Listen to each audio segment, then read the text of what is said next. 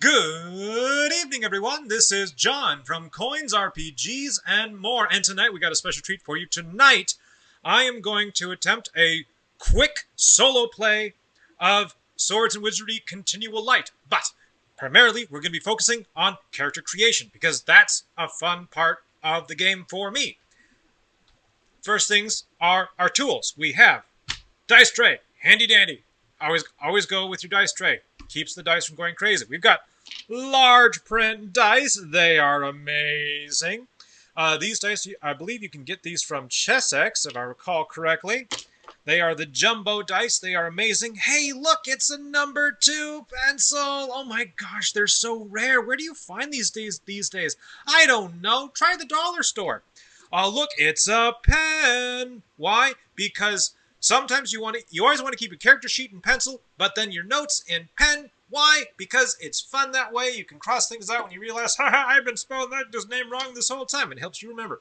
Now, next, we have our notebook. This is a rather significantly sized sketch pad. Why? Because I plan on doing more than one of these, and my goal is to kind of do a play style like this to showcase all the different systems that I like. So if you enjoy this content, if you enjoy this concept, please drop the video a like, maybe subscribe to the channel, and give me a comment to let me know that you liked it, what you didn't like it, how to make things better.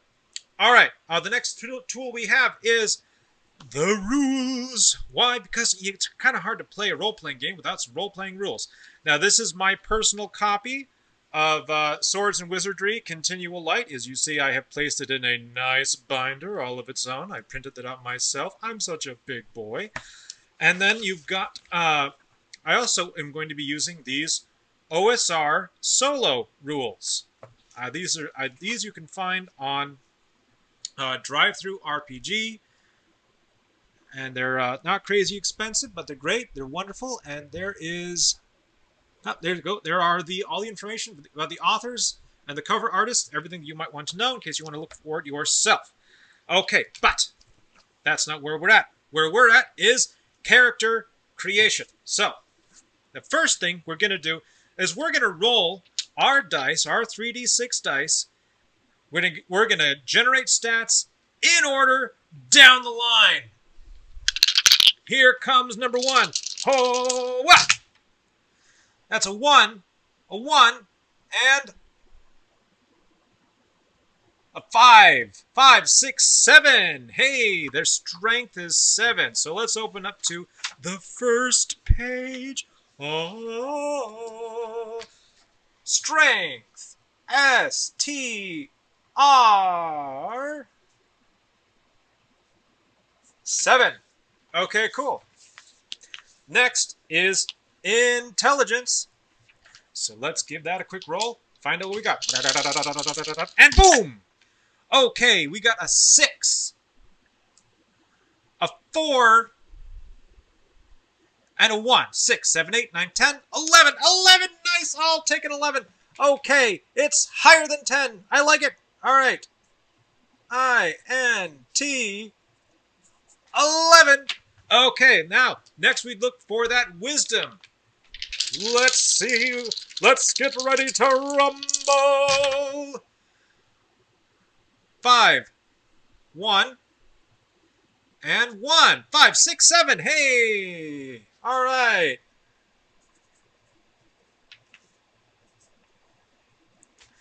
Okay, the next one down the line is Constitution. The Constitution, that con score. Let's figure out what the con score is for this character. Ba-da-da-da-da. Bam! Ha-chow. Okay, that is a 2, a 1, and a 6. 6, 7, 8, 9. Oh, this is going to be an amazing character, I can already tell. Con of 9. All right, that brings us to Dex, with charisma being the last one. Let's roll. Let's figure out what our dex is. Come on. High rolls, high rolls, high rolls. Something above a 15, please. A 2, a 1, and a 3. 3, 4, 5, 6 total. Ooh, our lowest score ever, along with for this character. That's in the dex.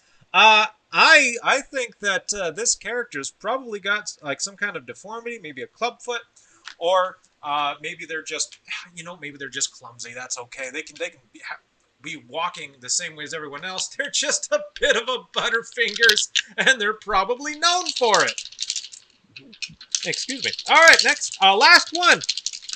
Come on, this one's got to be high, right? This one's going to be high. I'm not going to keep rolling like this all night. Please, dear goodness, I'm not going to roll like this all night. And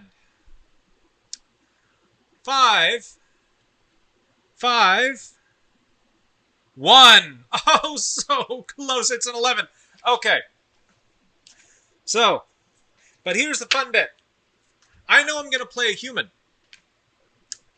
Personal preference, I just like playing humans. I could actually play any of the standard races or ancestries with this set. There are no minimal scores in Continual Light. I like it. But I'm going to pick a human. Why? Because when I play a human, I can take my lowest score and turn that into my highest score. So in this sense, we're going to take... Let me adjust the camera here. Hold on a second. Oh, look at that. Okay, we're going to take that 6 and turn it into a 15. Erase, erase, erase. This is why erasers are awesome. This is why you use pencil. This is why you don't buy cheap erasers like I did. Oh, well. You do the best you can. Okay, that becomes a 15. Now, what that 15 means... Oh, you know what? We're just going to... We're just going to X that out here, and we're going to put it right next to it because we can. And that means that this one gets a +1 to modifiers with that score. And that is our dexterity. So our dexterity is going to be our best stat for this character. It's going to kind of inform what we want to do a little bit.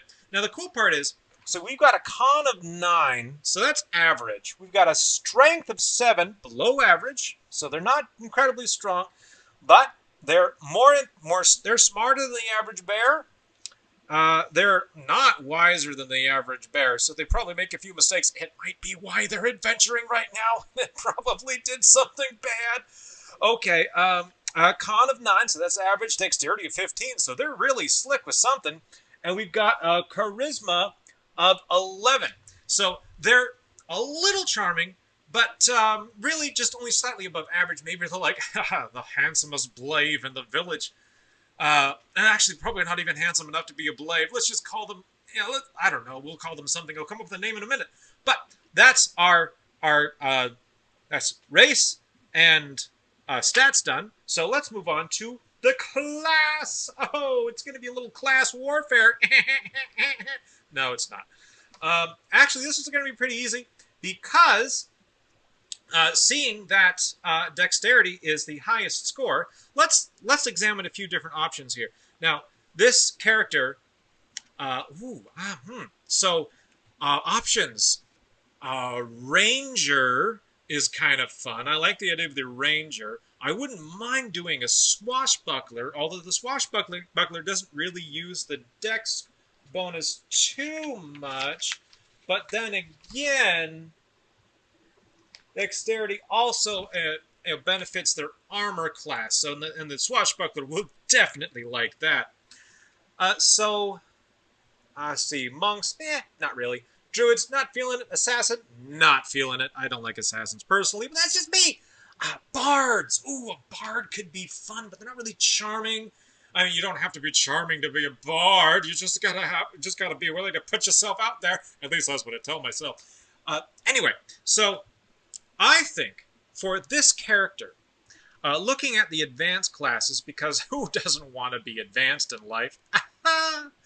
Why don't we take a look at the ranger? So we're going to go with the ranger. The ranger is a skilled woodsman that functions exactly like a fighter, except they can track foes in wilderness environments on a 1 through 4 on a d6 chance of success, or at a 1 to 2 on a 1d6 chance of success in dungeons or urban set environments. They receive a +1 to damage against goblins, ogres, trolls, and giants, and they can only wear leather or chain armor.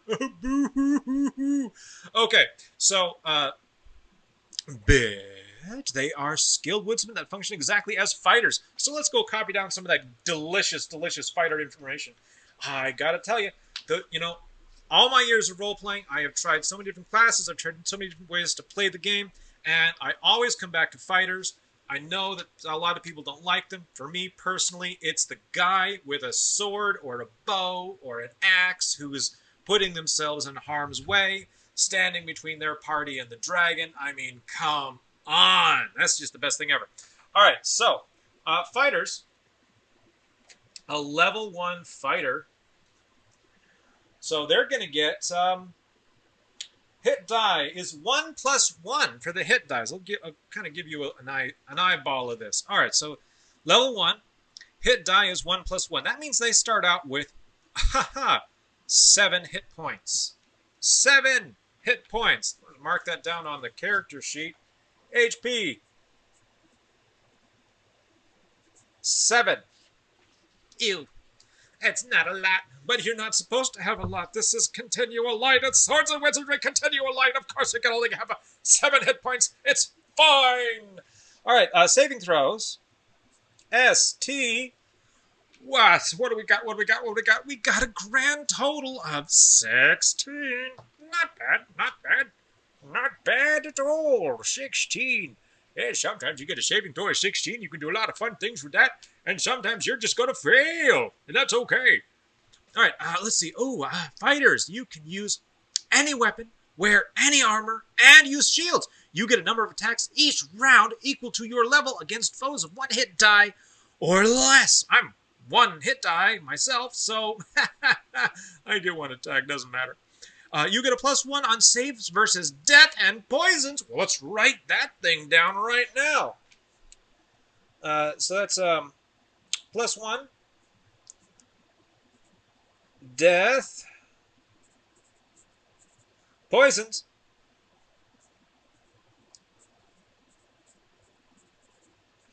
Cool. Okay. I'll give you an idea. This is my character sheet. There are many like it, but this one is mine.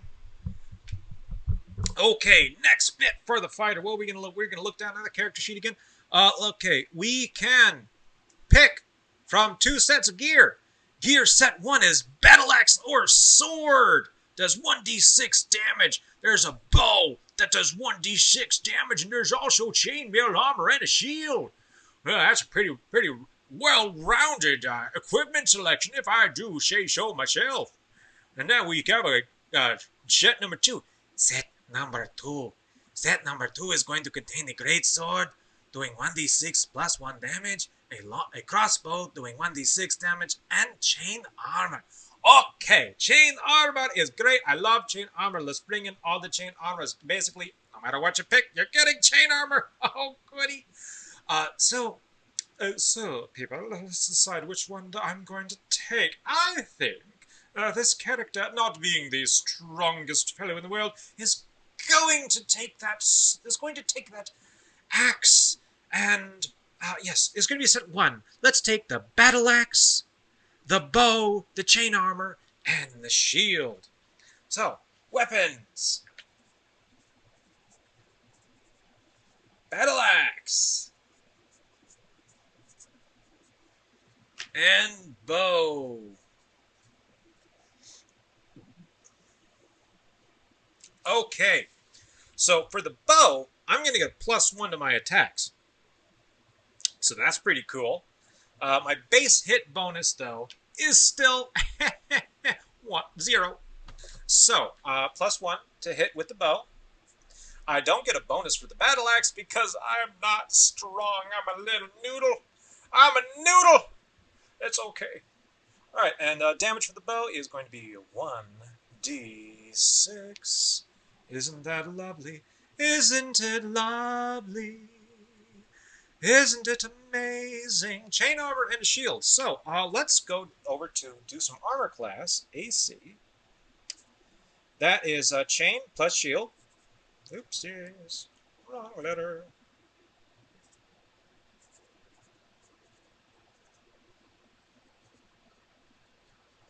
So chain plus shield. When the armor class is just chainmail bringing a +4 to the table, that means his armor class can be a 15.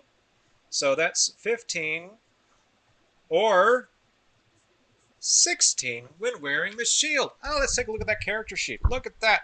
Oh my goodness. Now that's a lot of character sheet right there. Isn't that a lot of character sheet? Yeah, we're kind of looking at that going, oh my goodness, how are we gonna remember all this stuff? It's so hard. Oops, ting tang, oops, ting tang, and copyrights. Okay, so that is all she wrote. So that's everything for the class. Now we're gonna go to the equipment. It's gonna be so hard. There's so much to choose from. Oh whammy! Oh whammy! There's 3 different character packs to pick from. The pack number 1, we got backpack, bedroll, flint and steel, torches. Number 6, 50 feet of rope, a crowbar, 7 days of rations, a water skin, and 15 gold pieces. Backpack number 2 is a bedroll, backpack, flint and steel, hooded lantern, 2 pints of oil, hammer, iron spikes, number 12 of them, a 10-foot pole, rations for 7 days, a water skin, and 15 gold pieces. Pack number 3 is a backpack, an extra backpack, iron spikes, 12 of them, a bedroll, a pack mule, we could call her Bessie, rations, 7 days worth, small hammer, water skin, and 10, count them, gold pieces. You know what? I am feeling pretty classic right now, and I think I'm going to go with backpack choice number 1. So let's copy that down for backpack, bedroll, flint and steel, 6 torches.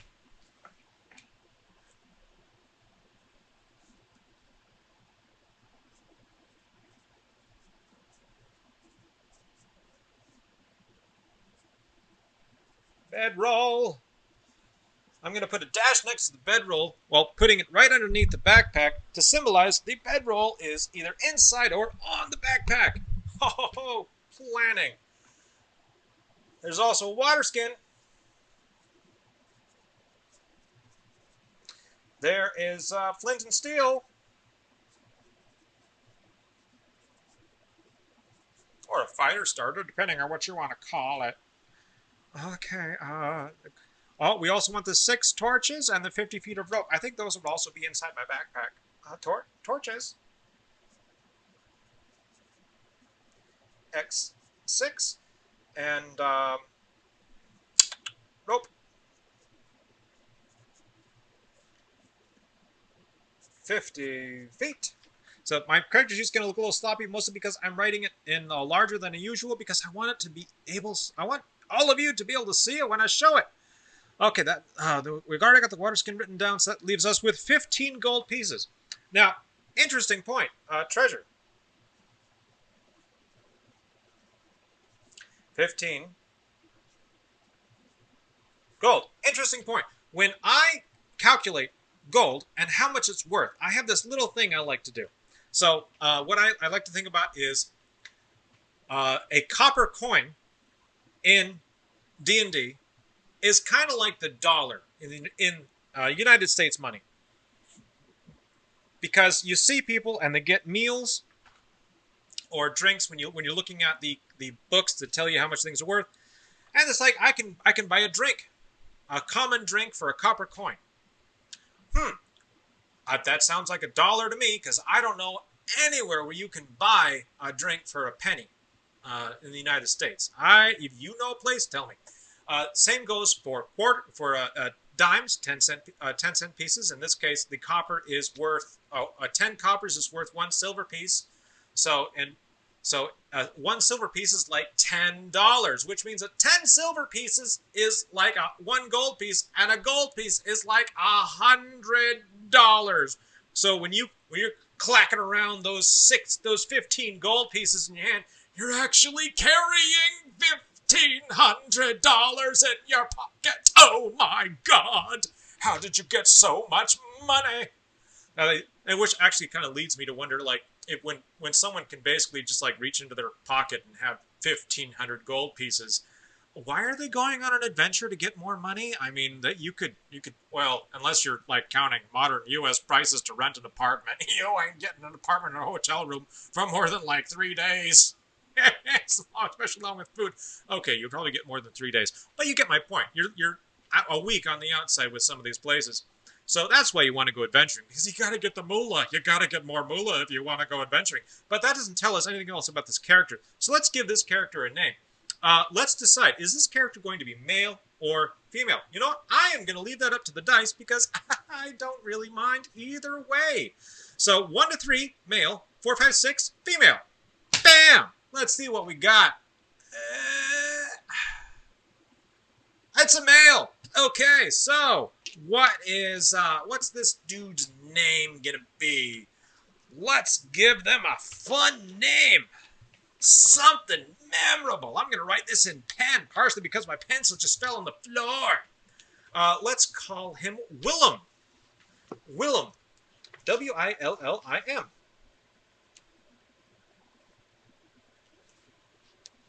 Not to be confused with William. Sir, please. I am not William. I am Willim. Willim Stargazer.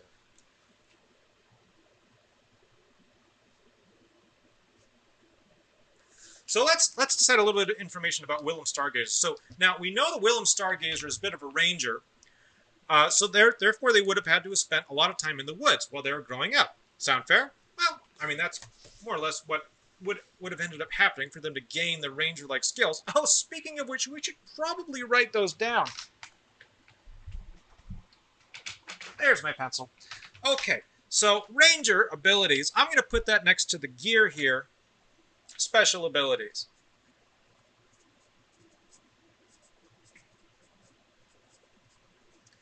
And so the ranger starts play with 2 little special doohickeys. Let's go over those again.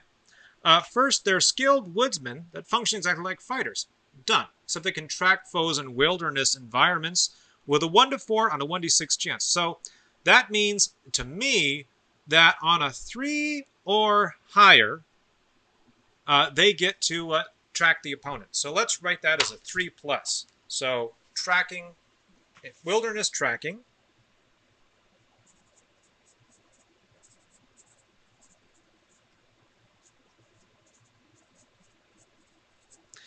Three plus. Okay. And then urban environments. I know that was a thing. Oh, 1 to 2. So that's a 5+ on a dungeon or urban environments.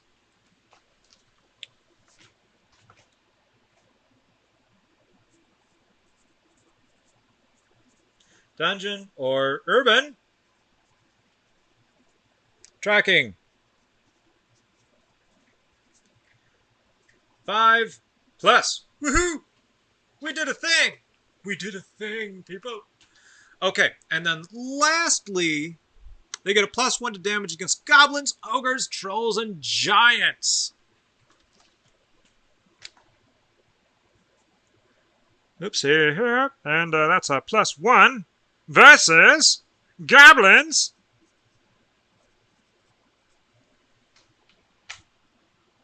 Ogres, trolls, and giants. Troll and giant. Wow. But they can only wear leather or chain armor. Only leather or chain. Okay, cool. So, but anyway, so this particular guy, he has Willim. Willim has been out in the wilderness before. This is not his first foray into the wilderness, but he's only got. Let's look at that character sheet. Ooh, look, it's so deliciously awesome and so simple. So with a strength of 7, he's not the strongest person in the world. Maybe in the past he had some sicknesses that he had to deal with. Okay, so he's a little sickly. Let's go ahead and write that on the next page. let's do... You know, I don't really like how this is working with this book. I'm guessing it was bad at one point. So, but let's write. This is funny to try to do this on the other side of the camera. Background.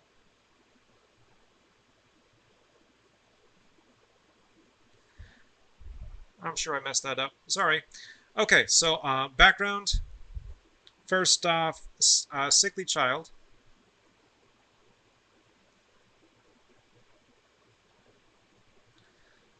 Okay, but what else do we know about? All right, so with an intelligence of 11, he's definitely smarter than the average bear. So he's studied a lot. He's well educated.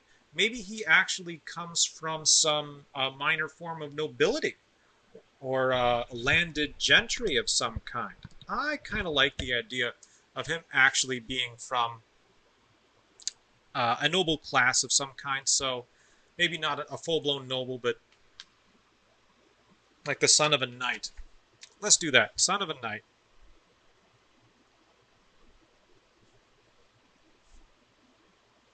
A landed knight.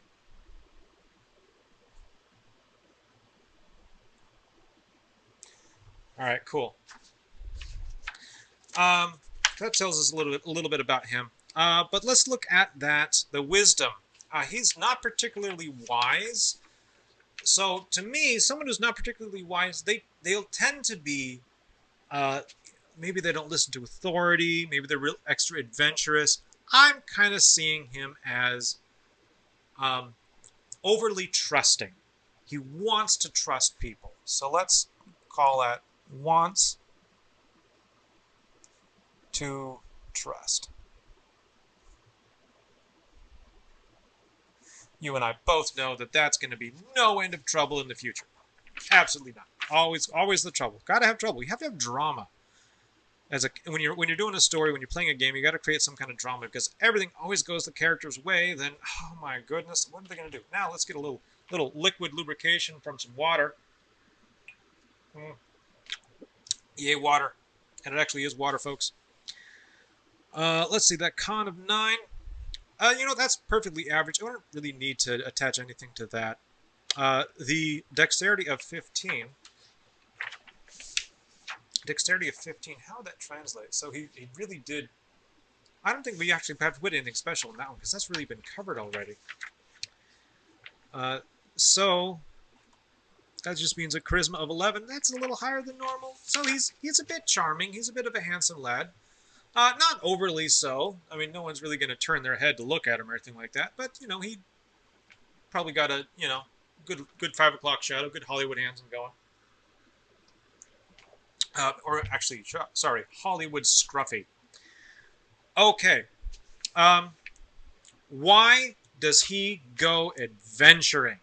That's a good question. Now, this is where I'm going to actually dig out the OSR solo rule set here, because that's a complicated question, and it has a chart that I can roll on to help me answer complicated questions. Because I'd like to know. I want you to know why he's adventuring. Here we go. There's that chart. Get a look at that. Okay. Let's grab 2 dice, 2 d6s. Let's roll them on the page here. Actually, first, let's write our question. That's why we should do this. So, why is he adventuring?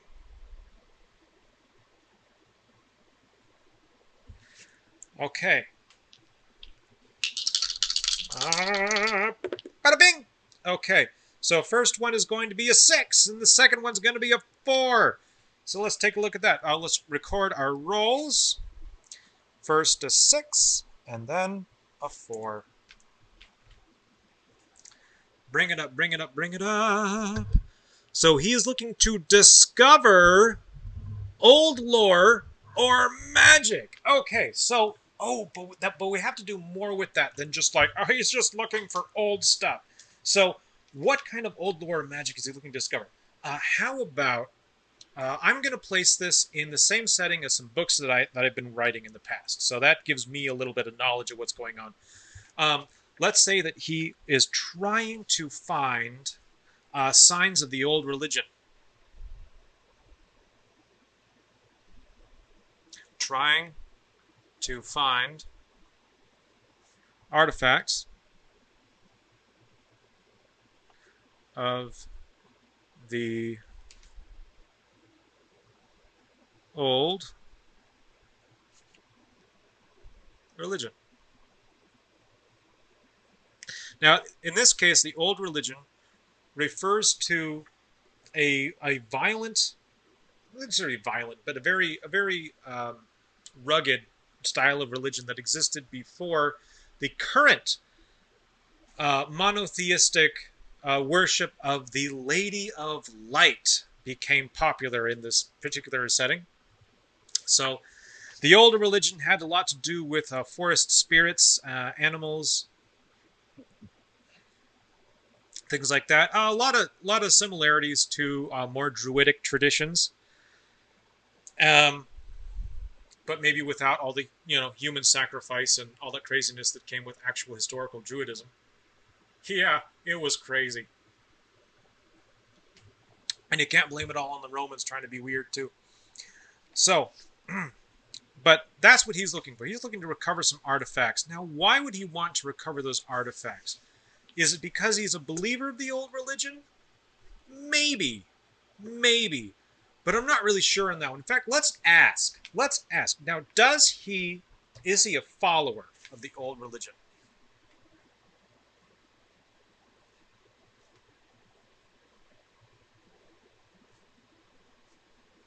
The old... I gotta try to find a different name for that, like the old way or something. I know, it's really messy. Sorry.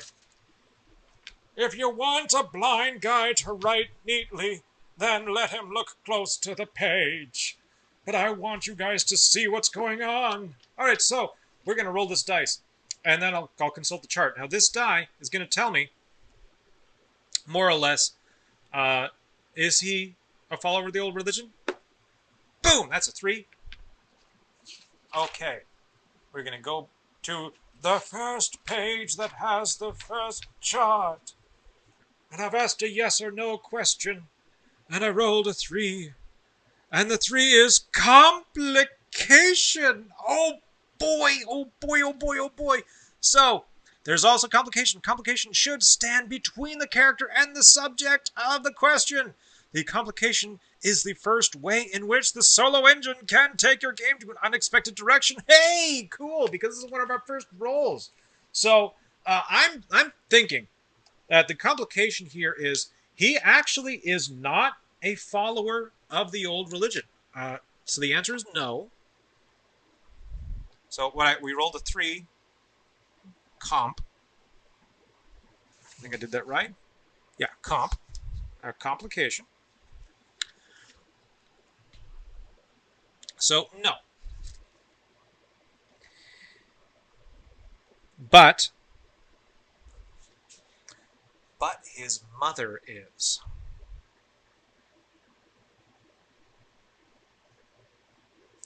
And there is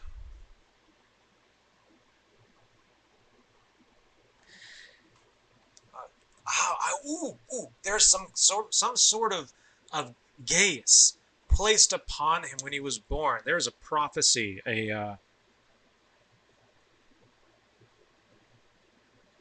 I'm not spelling that right. A prophecy.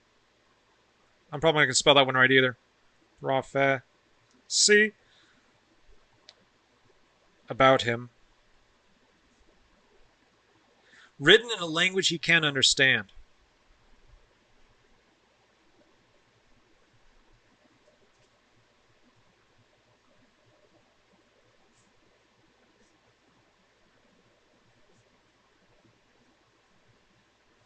Okay, so that means that his first goal, he wants someone to read that prophecy. So he's looking for old magic, or maybe an old magician. Okay. He is looking for an a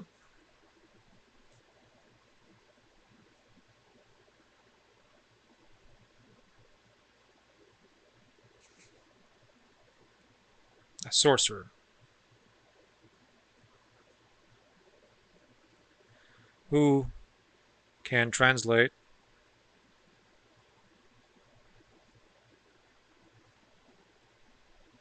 the runes. Now, is his mother still alive?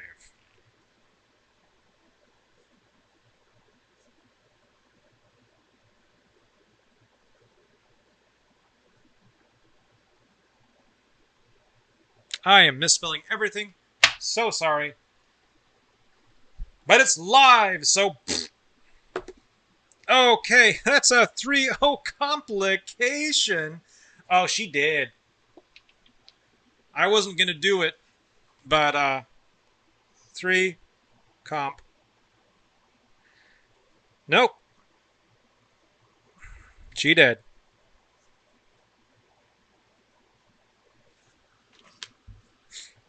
Okay, so that means that that's how he got his hands on this prophecy. That's how he got it. Because she was holding on to it and wouldn't let him have it while she was alive, for fear of religious repercussions. So that's how he got it. Why he has the prophecy.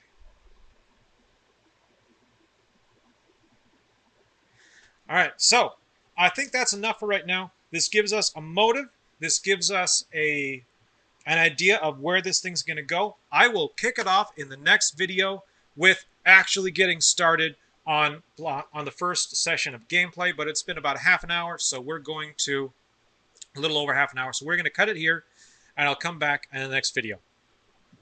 Thank you all for listening. Excuse me. And I hope you all have a fantastic day and night. And again, if you enjoy this sort of thing, if you like seeing the random stuff that comes out of my brain and the dice, go ahead and give this a like, a subscribe, and give me a comment to let me know what you thought was cool, what you thought was not. Am I talking too loud? And just give me some general feedback, and we'll work on that stuff for the next one. Bam! Okay, good night, folks. Peace. Oh, and peace be with you always.